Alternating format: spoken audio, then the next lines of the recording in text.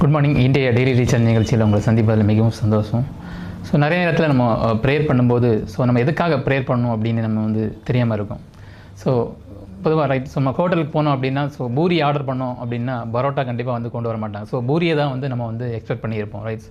அதே போல் சங்கீதக்காரனாகிய தாவீது 5வது சங்கீதம் 3வது வசனத்தை என்ன சொல்கிறார் அப்படின்னு பார்க்கும்போது, என்னுடைய தேவைகளை நான் உங்கள்கிட்ட தருவேன், அதுக்காக எப்போ நீங்கள் ஆன்சர் பண்ணுவீங்க அப்படின்னு எக்ஸ்பெக்ட் பண்ணிட்டு இருப்பேன் அப்படின்னு சொல்கிறாரு.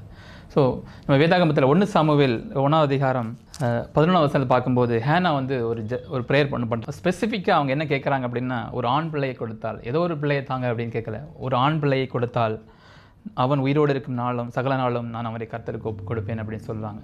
ஸோ நமக்கு என்ன தேவை அப்படிங்கிறத கரெக்டாக ஆண்டவர்கிட்ட நம்ம கேட்கும் பொழுது God will answer with right answers. அவருடைய தேவைகளை கரெக்டாக ஆண்டவருடைய கரத்தில் கொடுக்கும்போது என்ன கேட்குறாரோ அதை தவறாமல் அவருக்கு ஆன்சராக கொடுக்குற ஒரு தேவனாக காணப்படுகிறார். தேங்க்யூ.